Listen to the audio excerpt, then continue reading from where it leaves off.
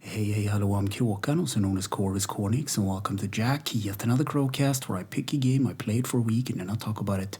This week's game is Alveole for the PS5. It was released in 2021 and it's a single-player puzzle game developed by Emil Ismailo and Denise Petrov and published by Sometimes You. And also a little bit spoilers up ahead, just so you know, but first a little backstory. So I saw this game on PSN and it looked kind of interesting. It was also very cheap. But the funny thing about this purchase was that I had very little money on my PSN account, so I was about to get some PSN wallets, and the smallest amount they had was $50. So I bought a game that cost $2 for a $50 voucher, which is kind of hilarious. So first of all, what does alveole actually mean? Alveole or alveoli are microscopic balloon-shaped structures located in the respiratory tree.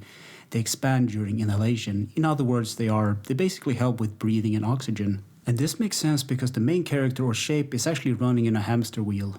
At the start of the game you get a photosensitivity warning in form of text with a white background, and the credits of the game starts to roll, and then a hand drops down the main character and it's time to play. So on the screen there are a couple of things. You have a calendar, there's marked 12, and it counts down each time you complete a cycle in the hamster wheel. You also have a heart monitor, a stegosaurus, a triangle, a cat, glasses, a broken heart locket, and something I couldn't make out. So this game is about doing things in the wheel, and once you do an achievement or do a successful run, one of these things on screen will disappear, such as the cat or the glasses, for example. So the first achievement that I got was Coward, and that involves running in the hamster wheel and running into all the obstacles that will appear. And the obstacles are these black shapes. And the second achievement that I got was jumping over all the hurdles or the obstacles. And you jump by pressing the X button. Another achievement was Kangaroo, and that involves jumping the whole time while you're in the wheel. Another one that I unlocked was the Student, and that basically means missing one of the hurdles and completing the rest of them. So I forgot to mention this earlier, but on the screen there are these vaguely outlined picture boxes, and once they're all filled in by completing the achievements, they will blow away and the man will sit down on the wheel at the bottom of it, and vegetation will slowly take over the wheel, and a text will appear on the screen saying Finn. Oh, there's also a little butterfly flying forward and backwards, and that's pretty much the end of the game. It's a very short game. So, gameplay. Run in the human hamster wheel to unlock the trophies and fill in the empty picture boxes. Control, the X button jumps, and the options menu is brought up by pressing the options button, and that's about it. Graphics. So the graphics are really simple. It has a hand-drawn feel to it, like an old Flash game. You know, white background, a human-shaped figure running in a hamster wheel. That's it.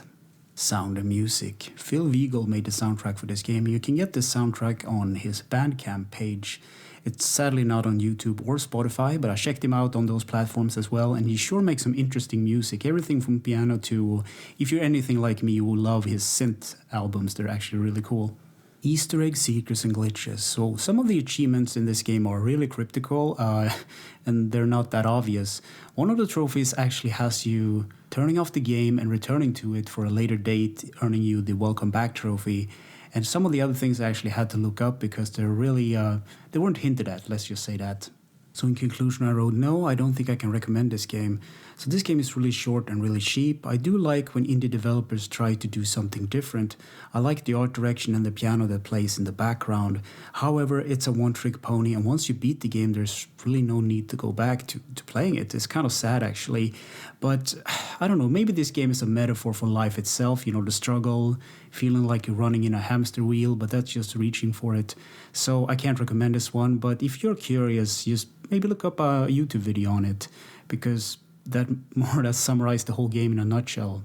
So anyway, thank you for listening and or watching, and take care.